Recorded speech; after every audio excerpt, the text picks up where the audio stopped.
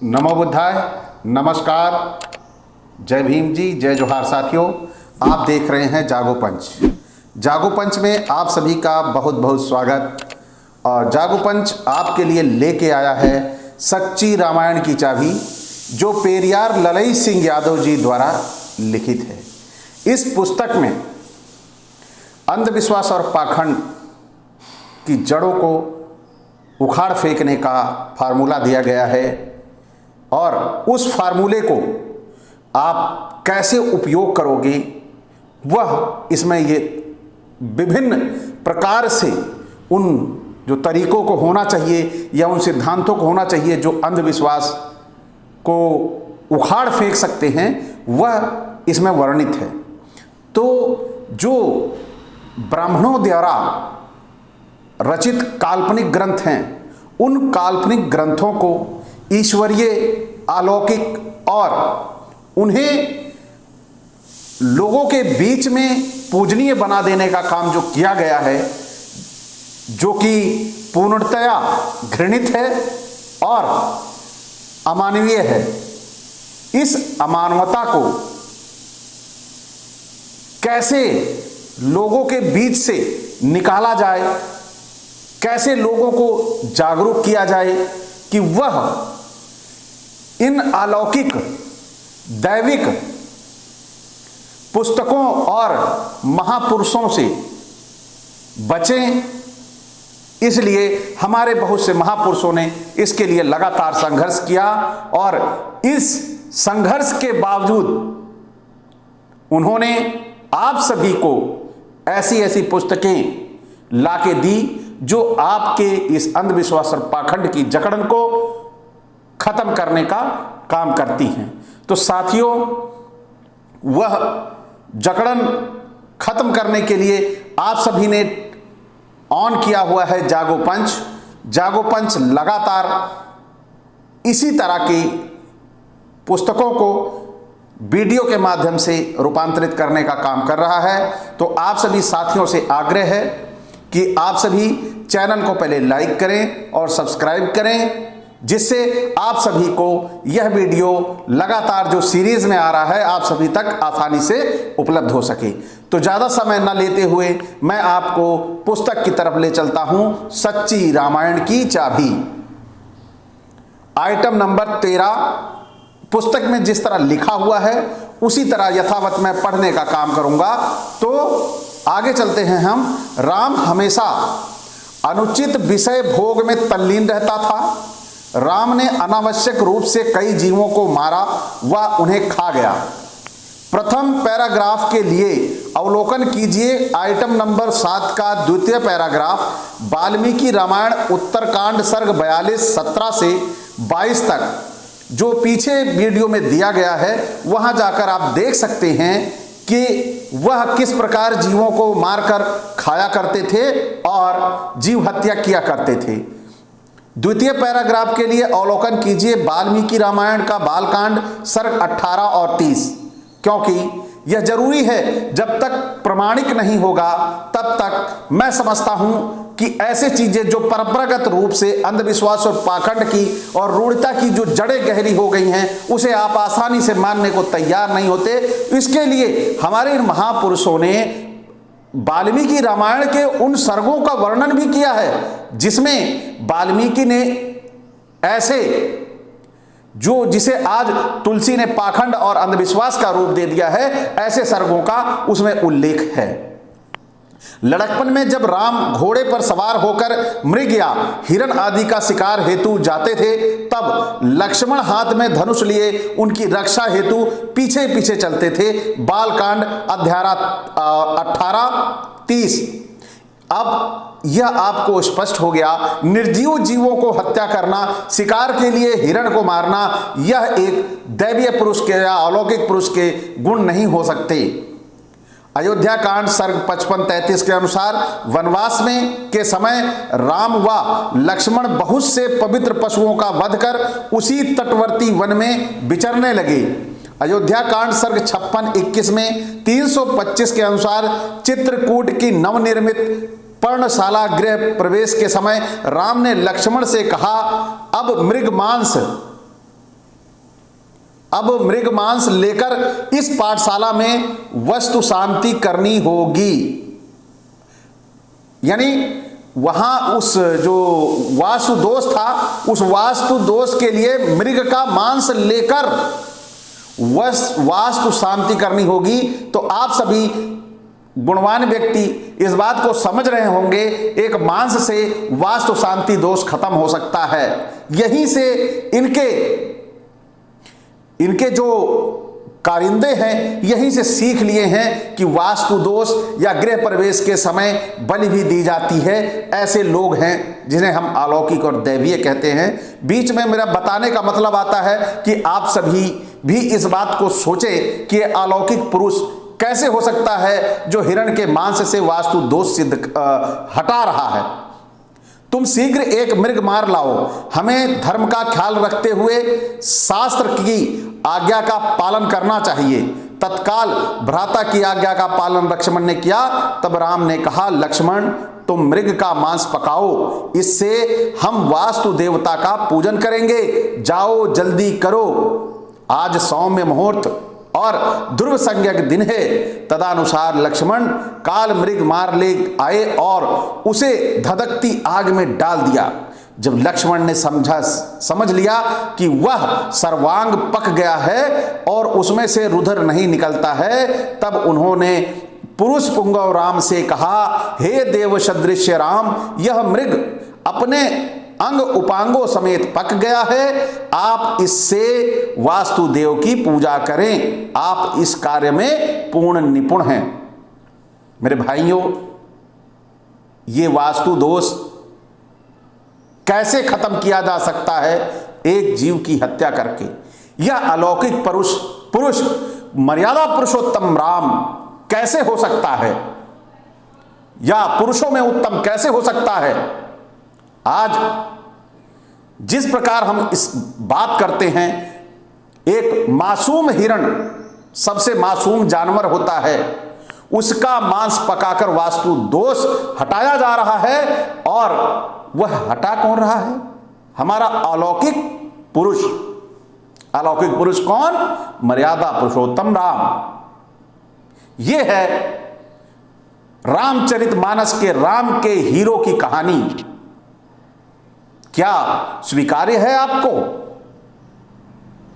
नहीं तो नीचे कमेंट में जवाब दीजिए, और हां तब भी लिखिए। तब आगे चलते हैं। पूजा करके राम ने पर्णशाला में प्रवेश किया। उस समय उनका हृदय बहुत प्रसन्न था।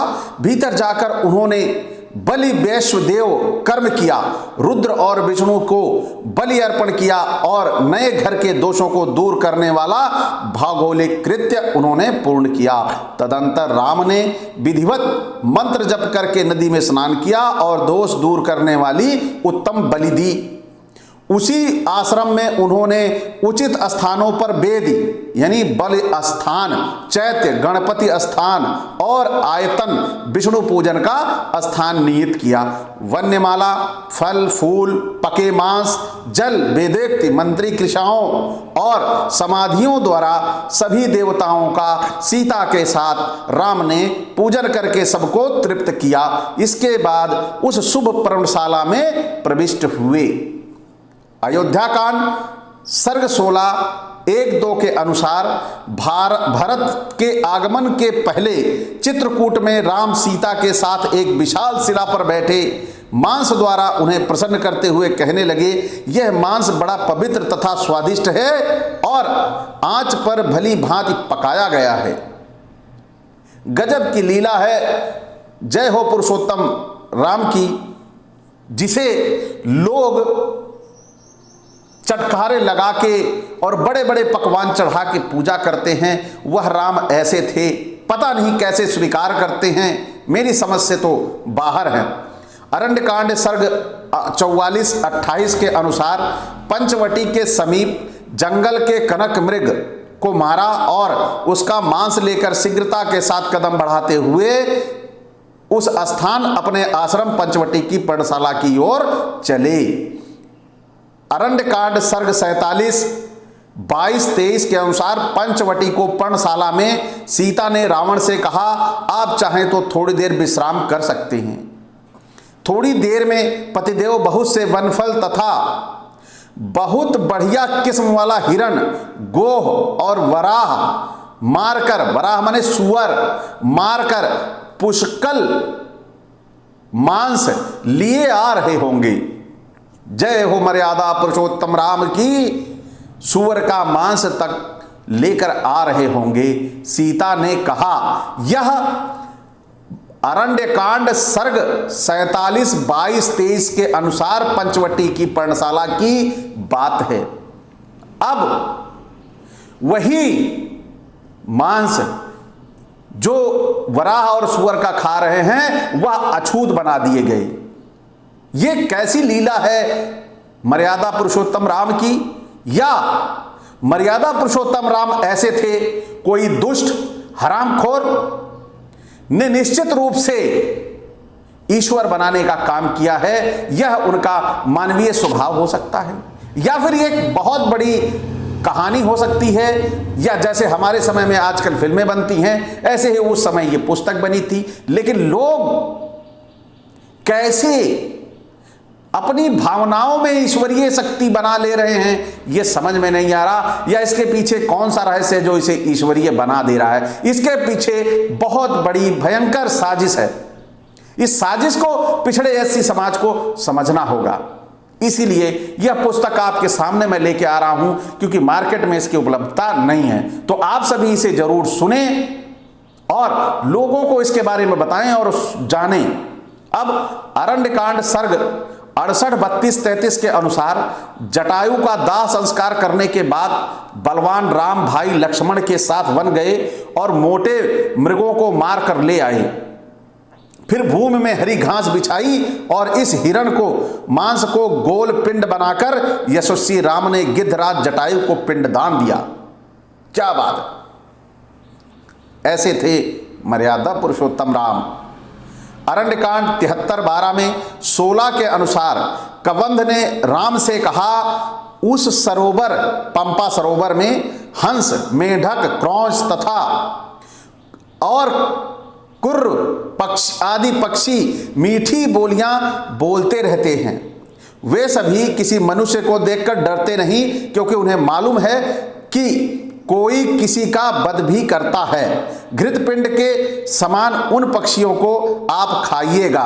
उसमें रहने वाले रोहित एक किस्म की मछली, यानी जिसे रोहू कहा जाता है, आदि मछलियों को बाणों से मारकर उनकी त्वचा तथा पखने निकालकर आग में भूनकर तथा कांटे निकालकर आपके भ्राता लक्ष्मण आपको देंगे। आप उन्हें खूब खाइएगा चटखारे लगा के, ये बड़े स्वादिष्ट हैं। अब यहां पे चटखारा मैंने जोड़ दिया, क्योंकि इन पशुओं को खाने का जो प्रचलन है ये कितना भयंकर रूप से दिखाया गया है। एक आम मानव जो इनके लिए मांस, मदिरा और अन्य प्रकार के प्याज लहसुन तक नहीं खाते, उनके प्रभु तरह तरह के जीवों का आनंद ले रहे हैं। तो बोलो मर्यादा पुरुषोत्तम राम की। आगे चलते हैं। अब आइटम नंबर 14।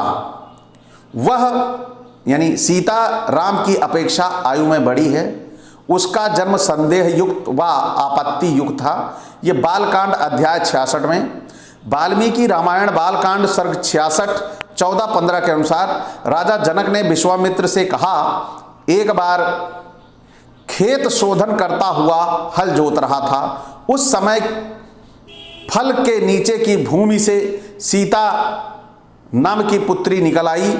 उसे मैंने अपने कन्या मान ली। वह बढ़ने लगी है। हे भगवान, वह सयानी हो गई है और मैंने अपनी अयोनिजा कन्या का शुल्क केवल पराक्रम रखा है। आप यहां पर शुल्क केवल पराक्रम रखा है, मतलब उसके विवाह के लिए जो पराक्रम में तेज होगा वही मैंने उसके विवाह का मानदंड रखा है। मैंने मतलब इसलिए बताया, कहीं आप सभी इसका मतलब समझने में थोड़ा गलती कर जाएं या कोई पाखंडी और उसे मूल्य समझ बैठे तो वह गलत होगा। आगे चलते हैं। तुलसीदास कृत रामचरितमानस बालकांड के अनुसार, चलिए यहां पे तुलसी का भी जिक्र हो गया, बड़ा जरूरी था। श्याम और मृद बयस किशोरा, श्याम और मृद बयस किशोरा, लोचन सुगद विश्वचित चोरा। स्पष्टीकरण, वर्णाश्रमानुसार 25 साल तक ब्रह्मचारी, तत्पश्चात 19वें साल से युवा गृहस्थाचारी की आयु पूर्व काल में थी। सयानी सीता की आयु यदि 20 साल मानी जाए तो किशोरा अवस्था वाले राम की आयु सीता की आयु की अपेक्षा बहुत ही कम थी। शेष के लिए अवलोकन कीजिए आइटम नंबर 5 और 18 जिसमें यह जिक्र दिया गया है। आइए आइटम नंबर 15 पे चलते हैं। सीता अपने पति राम को सीढ़ी तथा मूर्ख कहा कर दी। सीढ़ी मैंने सिर्री, यानी जिसका दिमाग फिसल गया हो। सीता राम से कहती थी कि तुम मानवीय गुणों से रहित मनुष्य हो, तुम आकर्षक शक्ति तथा हाव भाव से रहित हो, तुम उस स्त्री व्यापारी से अच्छे नहीं हो जो अपनी स्त्री को किराए पर उठाकर जीविका चलाना चाहता है, तुम मुझसे लाभ उठाना चाहते हो। छी, ऐसे घृणित आरोप दैवीय पुरुष पर लग रहे हैं। यह वाल्मीकि रामायण तो बहुत ही गलत है, इसे तो भक्तों को चाहिए आग लगा दें, लेकिन ये भक्त हैं कि ध्यान ही नहीं देते। वाल्मीकि रामायण अयोध्या कांड सर्ग 30 3, 8, 9 के अनुसार सीता ने वनवास के पहले राम से कहा, क्या मेरे पिता मिथिलेश महाराज जनक ने देखने में पुरुष किंतु वस्तुतः स्त्री पुरुष राम को अपना जमात बना लिया है? यदि वे ऐसा समझते तो आपको कदापि अपनी कन्या न देते। आप अपनी चिरसंगनी युवती एवं सती स्त्री औरों को सौंपना चाहते हैं। हे राम, आप मुझे जिस भरत की वशवर्तनी होकर रहने की सलाह दे रहे हैं, जिसके कारण आपका अभिषेक रुक गया है, हे नाथ, आप ही उनके आज्ञाकारी बने, मैं नहीं बनूंगी। देखिए यहां पर सीता ने कितने लांछन राम पर लगाए और हम उसे बताते हैं कि वह लक्ष्मी थी या राम अलौकिक थे। दोनों में संदेह है। कुछ आप भी दिमाग लगाइए, अपने मानस पटल को थोड़ा सा जोर दीजिए और देखिए क्या है इसमें सच्चाई। तो आगे चलते हैं आइटम नंबर 16 में। वनवास जाते समय नदी पार करते हुए सीता ने गंगा नदी से प्रार्थना की, हे गंगा मैया, यदि मैं सकुशल अयोध्या लौटकर आऊंगी तो मैं तुम्हें हजारों गायें और मदिरा से परिपूर्ण बर्तन चढ़ाऊंगी। अयोध्या कांड अध्याय 52। मतलब गाय चढ़ाएंगी जब वो जंगल से सकुशल लौट आएंगी। तो क्या यहां पे देखिए, शराब और गाय चढ़ाएंगी। यहां पर चढ़ाने के लिए कंदमूल फल नहीं है, यहां गायों की भरमार है। और हम ऐसे दैवीय पुरुष को मर्यादा पुरुषोत्तम कहते हैं। कहां हमारा मानस पटल कुंद हो गया है? हम क्यों नहीं जागरूक होते? क्या हमारे दिमाग में कौन सा ऐसा शून्य होने का इंजेक्शन लगा दिया है कि हम अपने दिमाग का इस्तेमाल नहीं करते? कब आखिर ये समाज जागेगा और इन काल्पनिक ग्रंथों पे ठोकर मारेगा? ये आपके विवेक की बात है। यदि आप अपना विवेक इस्तेमाल कर पा रहे हैं तो निश्चित रूप से मानव हैं, नहीं तो आप एक पशु समान हैं। आइए चलते हैं आइटम नंबर 16 पर जो हम बात कर रहे थे उसकी। वाल्मीकि रामायण अयोध्या कांड सर्ग 52-82 से 90 के अनुसार वन गमन के समय जब उन्होंने गंगा जी से कहा, हे देवी गंगा, बुद्धिमान महाराज राजा दशरथ के पुत्र राम अपने पिता की आज्ञा पालन करने के लिए वन जा रहे हैं, माता तुम इनकी रक्षा करना। 14 वर्ष वन में रहकर बिताकर वे मेरे और लक्ष्मण के साथ लौटेंगे। हे सुभगे, उस समय यदि सकुशल लौटी और मेरी कामना पूर्ण हो गई तो मैं प्रसन्न मन से तुम्हारी पूजा करूंगी। हे त्रिपदगे, तुम्हारा प्रभाव 3 लोकों में फैला हुआ है, यहां तुम समुद्र देव की पत्नी बनकर दिखाई देती हो। हे देवी गंगा, मैं प्रमाण पूर्वक तुम्हारी विनती करती हूं, यदि नर श्रेष्ठ राम सकुशल लौटकर अयोध्या का राज्य पालेंगे तो मैं आपको प्रसन्न करने के लिए 1 लाख गौ तथा अन्य ब्राह्मणों को दान दूंगी। हे देवी, मैं अयोध्या लौटकर 1000 घड़ा मदिरा तथा मांस युक्त भात अर्पण करके तुम्हारी पूजा करूंगी। तुम्हारे तट पर जितने देवता, तीर्थ और देवस्थान हैं उन सब का पूजन करूंगी। वाल्मीकि रामायण अयोध्या कांड सर्ग 55-19 में 21 के अनुसार यमुना के बीच पहुंचकर सीता ने यमुना को प्रणाम किया और मनौती मानकर कहा, हे देवी यमुने, आपका कल्याण हो। जैसे मैं तुम्हें पार कर रही हूं उसी तरह यदि मेरे पतिदेव अपना व्रत पार करके लौटेंगे तो 100 घड़े मदिरा शराब चढ़ाकर आपका पूजन करूंगी, ऐसा कहा और हाथ जोड़कर शुभ आशीष मांगी। अब यहां पे हम आप सभी इन सब जो बातें हुई, सभी नदियों से जो बातें हुई, उन्हें सकुशल लौटने के बाद उन्हें वो प्रसाद चढ़ाने की बात हुई। इन बातों से आप सभी को क्या ऐसा महसूस होता है कि वाकई ही यह दैवीय कृत्य हैं या दैवीय घटनाएं हैं या दैवीय व्यक्ति हैं? कहीं से भी आपको आभास हो रहा है। और यहां गंगा या यमुना गाय, शराब, मांस के अलावा कोई चढ़ावा नहीं लेती। ये कैसी नदियां हैं या ये कैसे ईश्वर हैं जो जानवरों की, निरीह जानवरों की हत्या करके ही गंगा को खुश करना चाहते हैं? यह गंगा कितनी राक्षसी है, वह बलि मांगती है जानवरों की। ये अपने आप में एक सोचने का विषय है। जो लोग वाल्मीकि रामायण नहीं पढ़े हैं, कृपया वो संज्ञान लें और इस जो मेरी बातें हैं इसका संज्ञान लें और उसे पढ़ने का काम करें। मुझ पर दोषारोपण आपके लिए आपकी अकर्मण्यता और अशिक्षा को दर्शाता है कि आप सच्चाई के करीब जाना नहीं चाहते। तो अब आइटम नंबर 17 भी पढ़ लें, उसके बाद थोड़ा इस विषय में चर्चा करें और आपको थोड़ा समझाएं कि कैसे आप वाल्मीकि रामायण तक पहुंचोगे। आइए, आइटम नंबर 17। जब कभी राम सीता को ना देखकर उदास होता था तो लक्ष्मण कहा करता था, तुम एक साधारण स्त्री के लिए क्यों परेशान हो। अरण्यकांड अध्याय 66। वाल्मीकि रामायण अरण्यकांड 66:14 के अनुसार सीता हरण के पश्चात लक्ष्मण ने राम से कहा, हे वीर, सीता मर गई हो या उसका अपहरण हो गया हो, फिर भी आपको संसार के नीच प्राणियों के समान विषाद करना नहीं चाहिए। यहां पर आप सभी देख चुके हैं, सुन चुके हैं। ये जो पुस्तक है, यह पुस्तक आपके मानस पटल पर दस्तक दे रही है। आपके सामने आपने इसको खोला हुआ है सुनने के लिए। तो इन चीज़ों को आप मुझ पर विश्वास न करके आप वाल्मीकि रामायण को पढ़ने का संकल्प लें। आप उसे पढ़ें और इससे मिलान करें।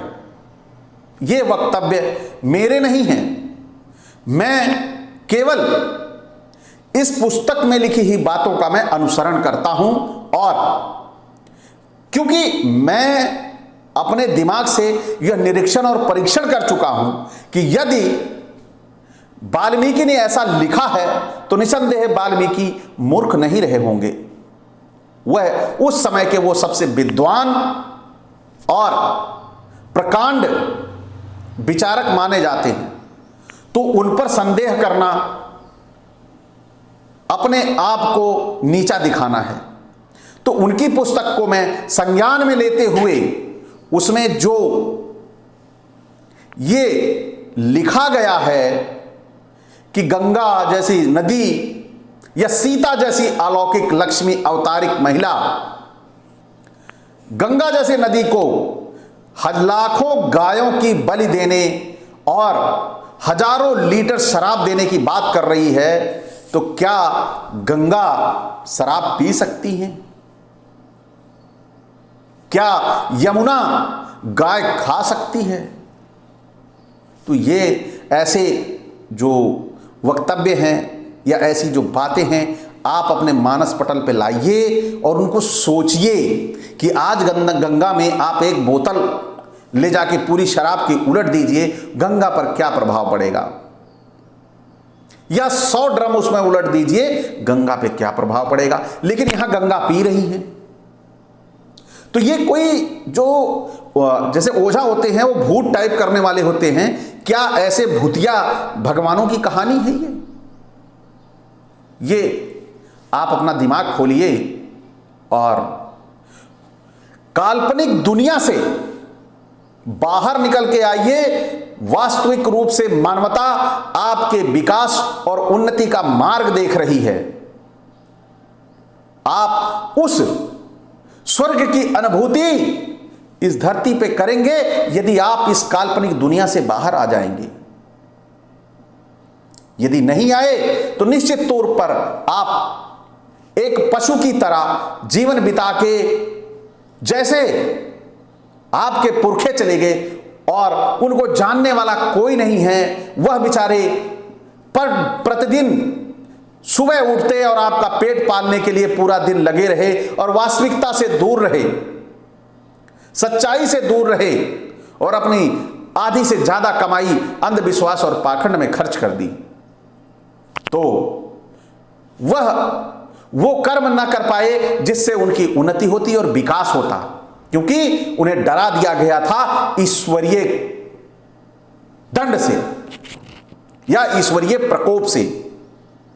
तो वह ईश्वरीय प्रकोप से डरने का विषय नहीं है यदि आपके अंदर ह्यूमैनिटी है। अगर आप किसी कोने में भी ईश्वर को घर मानते हैं तो आपके अंदर मानवता है, तो निश्चित रूप से ईश्वर आपका कभी गलत नहीं करेगा। तो पहले अपने अंदर यह धारणा पैदा करो कि मानवता से बड़ा कोई धर्म नहीं है, मानवता ही धर्म है और यही ईश्वर है। लेकिन यह डर आपको खाया जा रहा है, तो इस डर के विषय से मुक्ति पाने के लिए आप ऐसा कर सकते हैं, जैसे आज हमारी गेहूं की फसल तैयार है और हम इधर हमारे समाज ने हजारों कुंटल नवमी के लिए हजारों कुंटल हवन यज्ञ फल ईश्वर को चढ़ा दिए और ईश्वर ने क्या किया, हमारी फसल पे पानी और पत्थर गिरा के समाप्त कर दिया। क्या ईश्वर होता तो अपने भक्तों को खाने के बाद, इस तरह खाने के बाद उन्हें उन्नति देता या उसके हाथ से निवाला छीन लेता? तो चिंतन मनन करने की जरूरत है आपको और सच्ची रामायण जैसी पुस्तकों का अध्ययन करिए। आप पाखंड और अंधविश्वास से निकल आएंगे। इसी के साथ मैं आपसे विदा लेने से पहले आपको कहूंगा, हमारे जागो पंच को सब्सक्राइब करें, लाइक करें और बेल आइकन की घंटी जरूर दबाएं, जिससे आने वाला वीडियो आप तक पहुंच जाए। तो साथियों, आपसे विदा लेंगे। नमो बुद्धाय, जय भीम, जय पेरियार, जय ललई जी।